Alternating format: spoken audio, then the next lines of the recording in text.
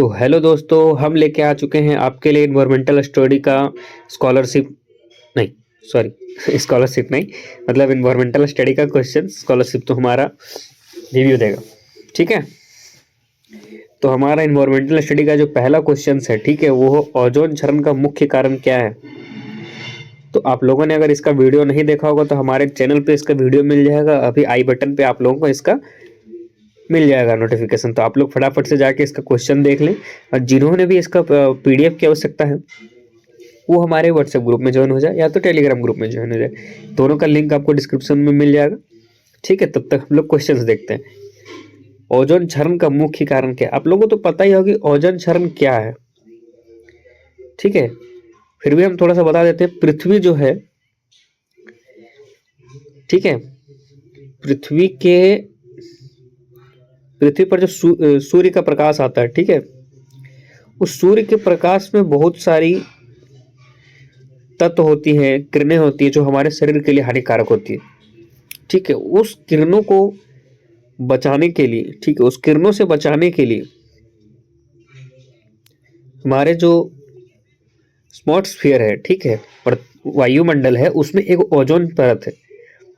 ठीक है, वो ओजोन परत जो है वो हमारे किरणों को, यानी कि जो सूर्य से निकलने वाली किरण है उस किरण को रोकता है, ताकि हमारे शरीर में वो अच्छे से कोई दिक्कत ना हो सके। ठीक है, तो अब क्या हो रहा है, मतलब ओजोन क्षरण हो रहा है, यानी कि ये जो लाइन है, ठीक है, ये जो रक्षा कवच है हमारा, ये हमारा धीरे धीरे क्षय हो रहा है, यानी कि धीरे धीरे कम होता जा रहा है। अब आप लोग बताइए कि जब ओजोन परत ही नहीं रहेगा तो कहाँ से हम लोग सूर्य का रोशनी, जो गलत रोशनी आ रहा है जिसकी जरूरत हमें नहीं है, उससे हम लोग कैसे बचेंगे। तो वही आज हम लोग जानेंगे कि ओजोन क्षरण का मुख्य कारण क्या है। ठीक है, तो आज हम लोग वही देखेंगे।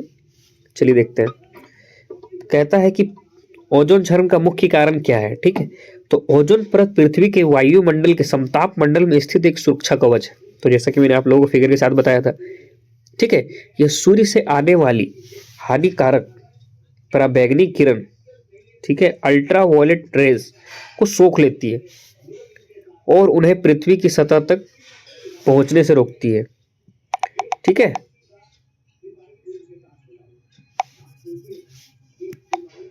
यदि यह किरणें सीधे पृथ्वी पर आए तो त्वचा का कैंसर, आंखों की बीमारियां और पर्यावरण को भारी नुकसान हो सकता है। तो जैसा मैंने आप लोगों को बताया था कि इससे हम लोगों को बहुत नुकसान होने वाला है। ठीक है, अगर हमारा ओजोन परत घिस जाएगा, खराब हो जाएगा, तो हम लोगों को बहुत परेशानी होगी। तो हम लोगों को इसको बचा के चलना है। ठीक है, आगे हम लोग देखते हैं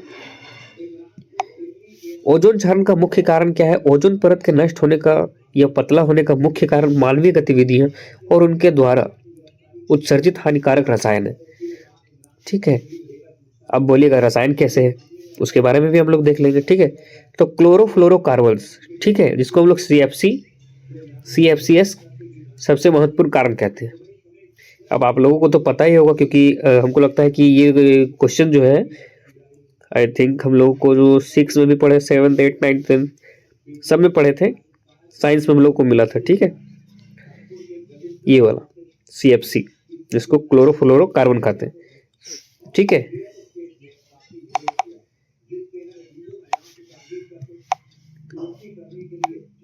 ओजोन क्षरण का सबसे मुख्य और बड़ा कारण है CFC गैस। ये गैसें मुख्य रूप से air conditioner, AC, refrigerator, spray can और वॉलेंट्स जैसी से निकलती है। ठीक है, जब CFC वायुमंडल में ऊपरी हिस्से में पहुंचती है तो पराबैंगनी किरणें उन्हें तोड़ देती है, जिससे जिससे क्लोरीन का एक परमाणु निकलता है। क्लोरीन का एक अकेला परमाणु ओजोन के लाखों अणुओं को नष्ट कर सकता है।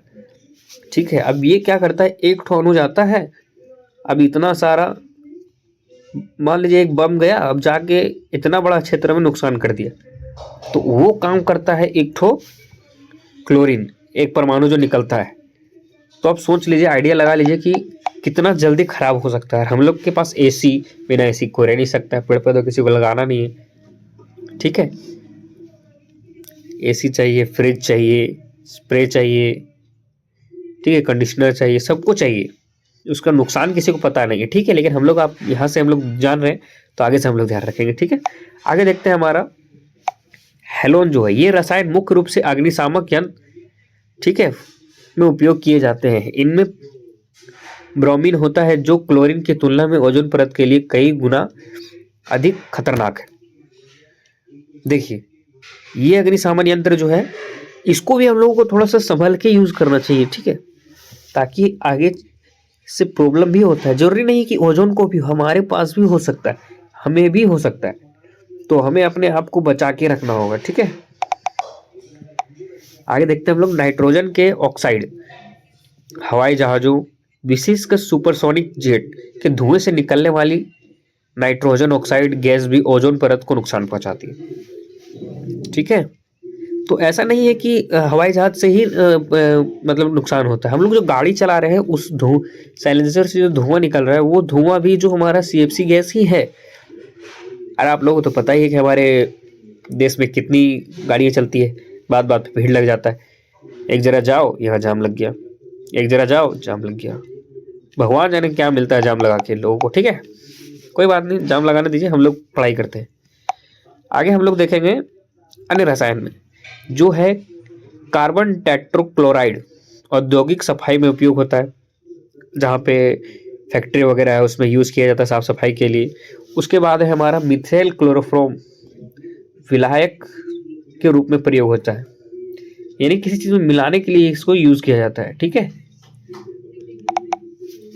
आगे हम लोग देखते हैं ओजोन क्षरण के प्रभाव, ठीक है, मानव स्वास्थ्य पर, त्वचा कैंसर, मोतियाबिंद, ठीक है, प्रतिरक्षा प्रणाली, इम्यूनिटी सिस्टम जिसको बोलते हैं, का कमजोर होना।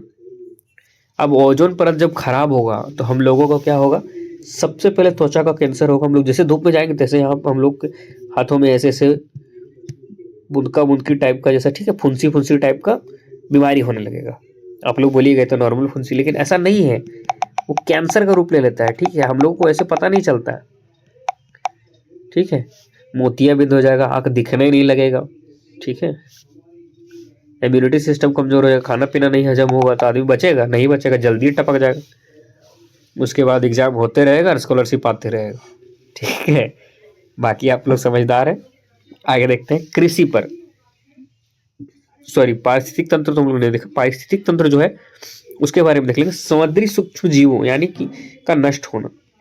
अब मान लीजिए खाली हमें लोग को तो ये नहीं है, जितना समुद्र का प्राणी है, जानवर है, पृथ्वी पर रहने वाले, चाहे थल हो या फिर जल हो, वो सारे के सारे में बीमारियां स्पष्ट होने लगेगी। जैसे समुद्री खाद्य श्रृंखला में प्रभावित होती है, जीव भी मरना शुरू कर देंगे, पंछी मरना शुरू कर देंगे, जानवर मरना शुरू कर देंगे, आदमी बचेगा कहाँ? वैसे तो पृथ्वी बर्बाद हो जाएगा।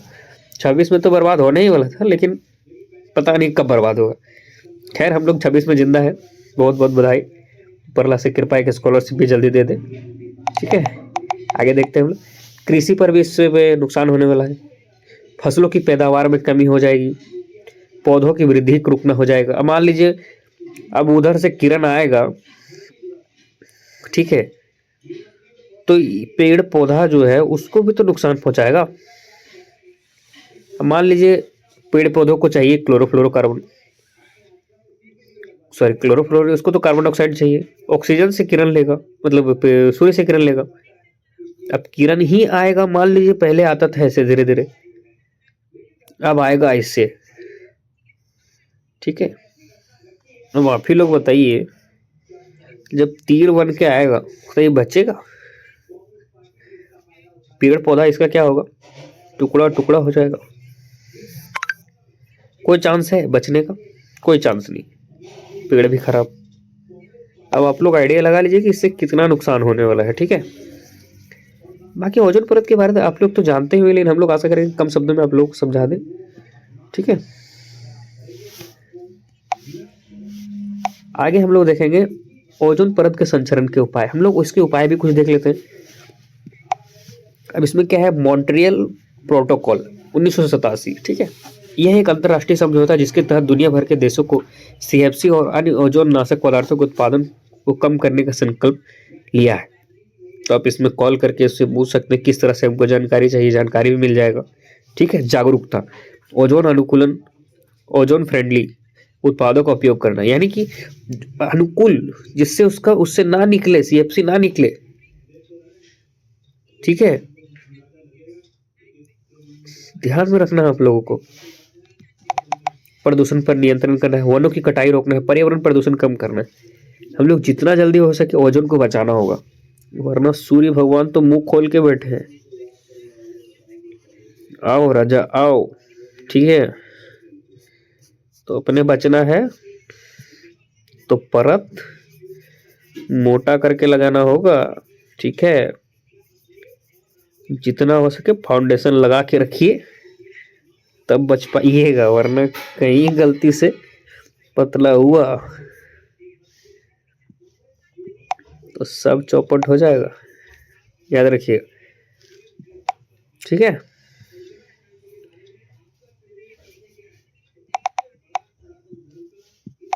थोड़ा सा और देख लेंगे हम लोगों के पास महत्वपूर्ण तथ्य ये हमारे हैं। महत्वपूर्ण तथ्य, प्रति वर्ष 16 सितंबर को विश्व ओजोन दिवस मनाया जाता है। ये आपका एक जो है ये एक ऑब्जेक्टिव क्वेश्चन बन जाता है, 1 नंबर का क्वेश्चन। आप लोग इस बात का ध्यान रखिएगा कि पहला क्वेश्चन जो आता है 1 नंबर का क्वेश्चन, उसको आप लोग क्या करते हैं, छोड़ देते हैं। कोशिश कीजिएगा कि इसको बना ले, इससे आप लोग का इंप्रेशन बनता है। इसीलिए 1 नंबर का क्वेश्चन ना छोड़ें, 1 नंबर का क्वेश्चन आप बनाते हैं, आपका इंप्रेशन बनेगा, ऑटोमेटिक जो है उसको नंबर देने वाला नंबर दे के ही जाएगा, ठीक है। तो मिलते हैं नेक्स्ट वीडियो में, तब तक बने रहिए हमारे चैनल के साथ। व्हाट्सएप ग्रुप में ज्वाइन हो जाइए, टेलीग्राम में जो ग्रुप में ज्वाइन हो जाइए। तब तक के लिए राधे राधे।